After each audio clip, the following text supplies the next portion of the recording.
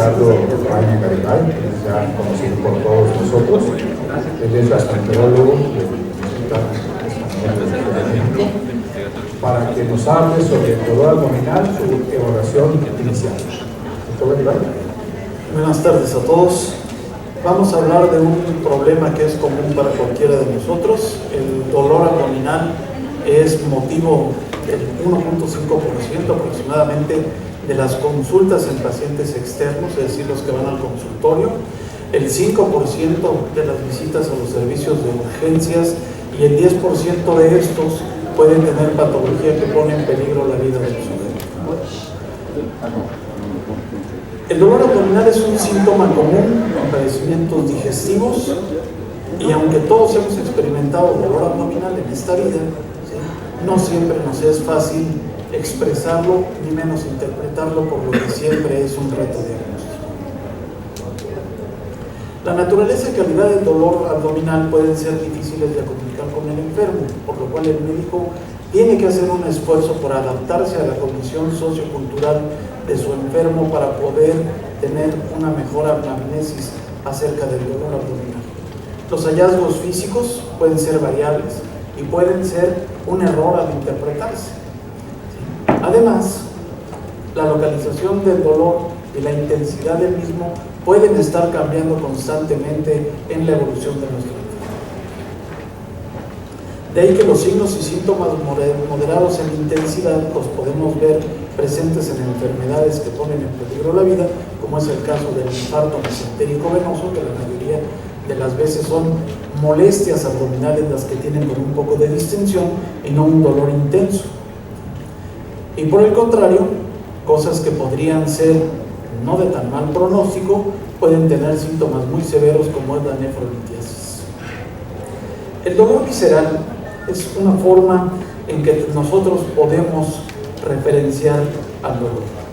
Este síntoma es siempre pobremente caracterizado y difícil de localizar por el enfermo, y esto se da por la forma en que se transmite el dolor. El dolor visceral resulta del estímulo sobre terminaciones nerviosas que están localizadas en el peritoneo visceral de algunos órganos.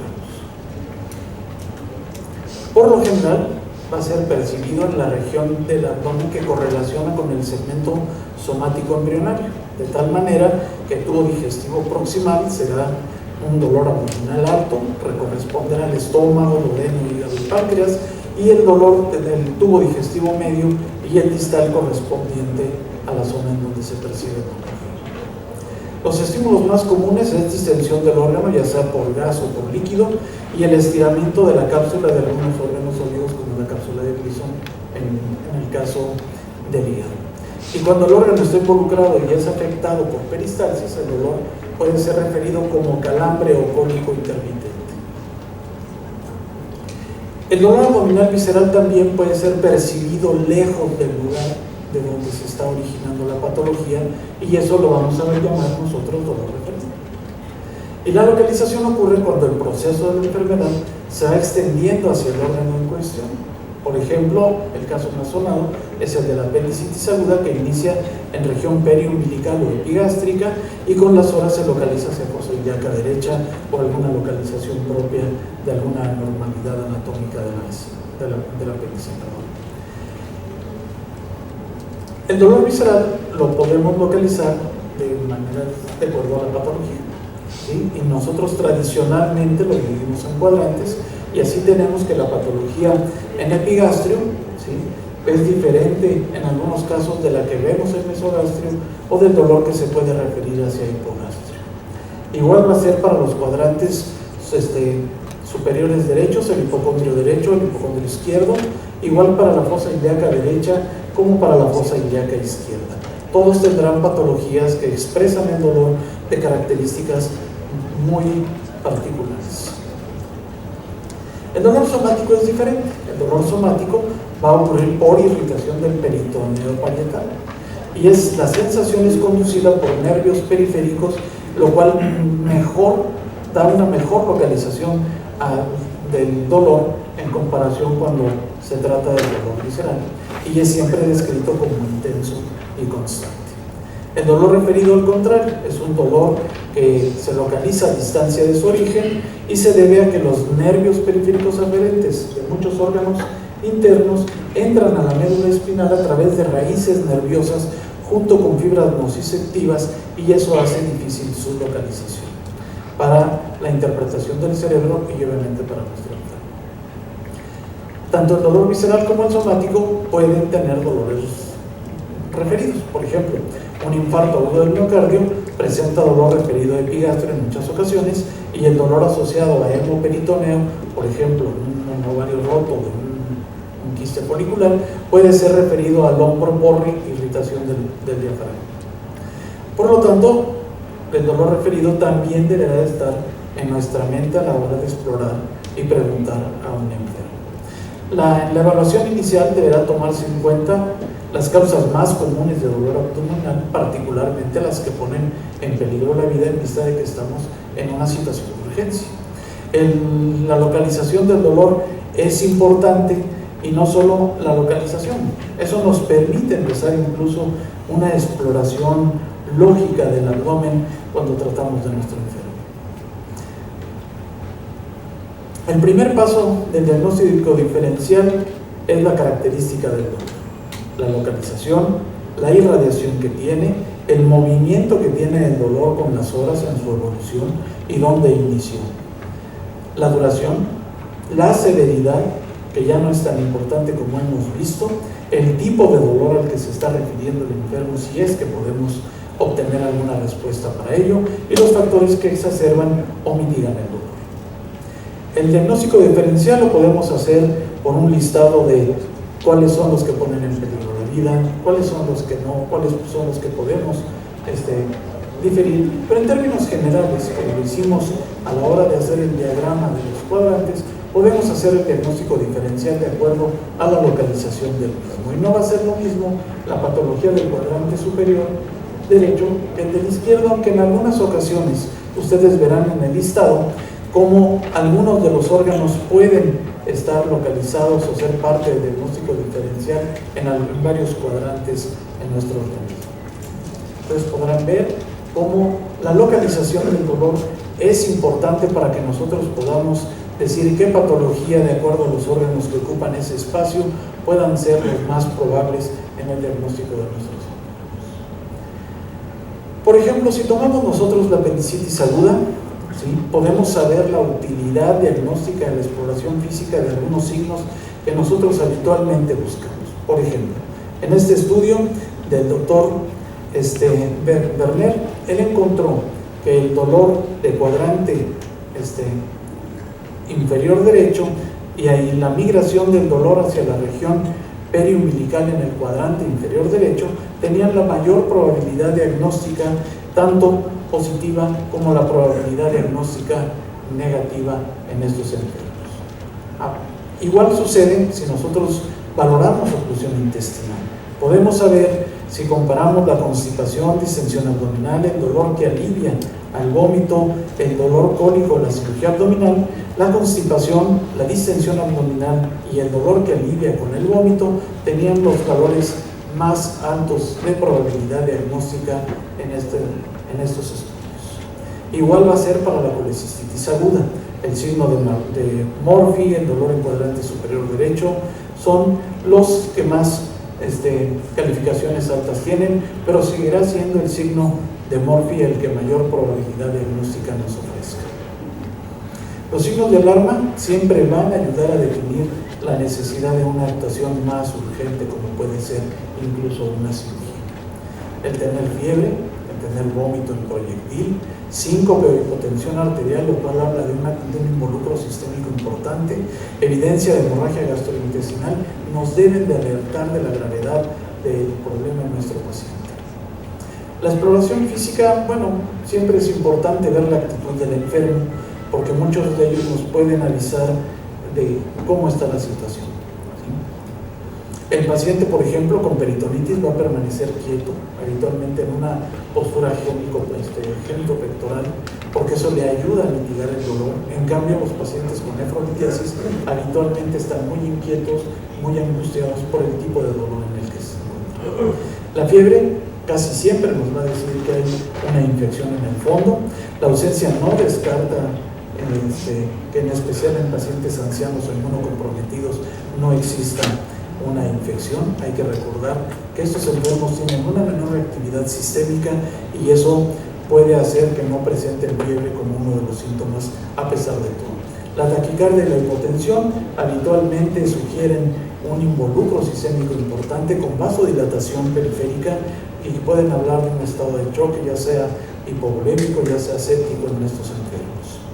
Es importante recordar que hay que explorar el tórax, aunque sea un dolor abdominal, el tórax es muy importante porque puede haber patología de pulmonar o cardiovascular que pueda dar referencia al abdomen en su dolor y nosotros perder la oportunidad de un diagnóstico oportuno.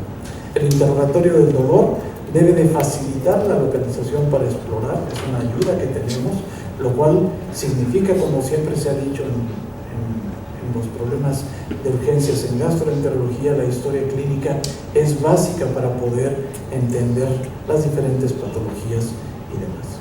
Algunos signos abdominales son muy comunes, por ejemplo, para colistitis aguda el signo de Murphy, el cual es el dolor a la palpación del hipocondrio derecho con una inspiración profunda.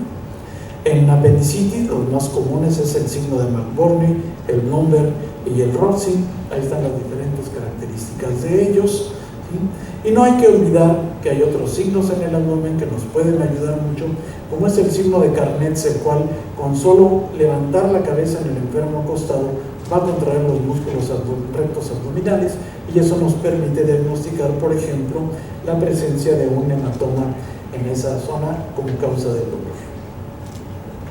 Debemos de buscar también signos posteriores, no solo en la parte ventral del abdomen, sino también en la espalda, como es el signo de Giordano, para hablar de nefrolitiasis, infecciones urinarias, etc. Y además nos tenemos que apoyar en estudios de laboratorio. Lo más común en los servicios de urgencias es que podamos pedir una biometría hemática completa, lo cual nos va a permitir saber si nuestro enfermo tiene una anemia aguda, tiene leucocitosis, ¿sí? Pedir una amilasa y lipasa siempre, nunca sobra. Hay patología muy específica que permite a través de estas dos sustancias en la sangre poder ser identificadas a tiempo. Las pruebas de función hepática nos hablaría de patología hepatobiliar. El examen de orina es muy importante, es un estudio muy común, pero que comúnmente se difiere porque el enfermo no tiene la suficiente hidratación cuando llega a urgencias, no puede orinar en ese instante, se le manda a piso para recabar el examen general de orina y casi siempre se le olvida todo. La prueba de embarazo es algo que no hacemos con rutina y deberíamos de hacer para las mujeres en edad fértil. Siempre es importante saber cuál es el estado grávido del enfermo o no tiene el estado grávido. Una gasometría nos puede ayudar a saber la gravedad del sujeto y del involucro que tiene en su enfermedad por el consumo de lactato y bicarbonato para la detección de acidosis metabólica, que puede indicarnos la gravedad de la evolución de nuestro paciente. ¿Qué debemos de hacer en diferentes escenarios clínicos? Si nosotros tenemos dolor abdominal en una mujer fértil, ¿sí?, debemos de realizar una prueba de embarazo. Si la prueba de embarazo es positiva, hacer los estudios de gabinete, que ya nos hablará el doctor Kenji Kimura. No voy a tocar ningún estudio de gabinete porque es la plática que sigue, pero que nos pueden ayudar a definir de qué se está tratando el dolor por si fuera una patología ginecológica. ¿De acuerdo? Si es negativo, bueno, pensar en la etiología genitourinaria y investigar en particular esa área. Los pacientes ancianos no son fáciles, como ya se dijo. Los pacientes añosos tienen una percepción diferente en el abdomen, tienen una forma diferente de comunicar su patología y debemos de ser muy acuciosos con ellos. Si el paciente está estable y tiene comorbilidades limitadas, no tiene mucho problema en sus enfermedades de la edad que tiene, lo primero que tendríamos que investigar es si tiene una infección de vías urinarias o quizás podríamos nosotros pensar inclusive en una diverticulitis, ya que son muy frecuentes en este grupo de carne, más que algunas otras cosas, pero no olvidar, por favor, que existe la apendicitis del anciano, que aunque es muy poco probable que tenga un brote agudo de apendicitis a una edad mayor, siempre es un error común el dejar de pensar en ella. Si el paciente está inestable y tiene comorbilidades significativas, bueno, primero hay que estabilizarlo, obviamente, y se debe de considerar la sepsis, perforación o isquemia intestinal en ellos. Para ello, se puede uno apoyar en los estudios de gabinete que después veremos. En cuanto al cuadrante superior derecho, después de una buena historia clínica, si el paciente tiene síntomas pulmonares, si tiene taquicardia, hipoxia, sería bueno tomarle algunos estudios de gabinete y número D para poder descartar la posibilidad de una tromboembolia pulmonar o una neumonía basal derecha. Si tiene síntomas urinarios, pensar en una infección. Para ello podemos apoyarnos en el estudio más simple, que es un examen general de orina. Si tiene datos de piuria, pensar en una sepsis urinaria o pielonefritis. Si tiene hematuria, pensar en nefrolitiasis, y entonces tendríamos que ir a estudios de gabinete para apoyar nuestro diagnóstico.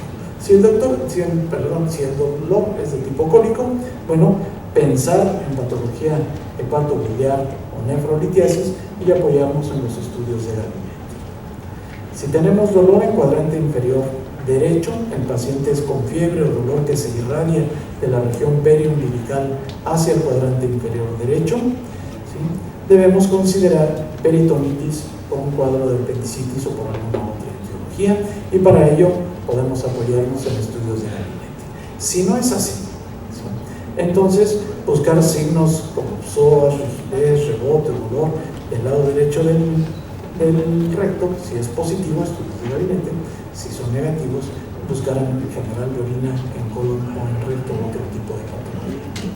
El dolor en cuadrante inferior izquierdo, ¿sí?, si nosotros tenemos una historia de fiebre o enfermedad inarticular, o es un paciente añoso, como ya lo hemos mencionado anteriormente, deberíamos de ir a estudio de gabinete, aunque también se puede en estos pacientes, si no trae un abdomen con irritación peritoneal o con algún signo de alarma, se puede tratar empíricamente al paciente por diverticulitis, como probablemente nos lo planteará el doctor Jorge Pérez Manante el día de mañana. Si no tenemos fiebre o no hay una historia diverticular conocida, se debe de investigar si el paciente está con distensión abdominal, si tiene sangrado rectal.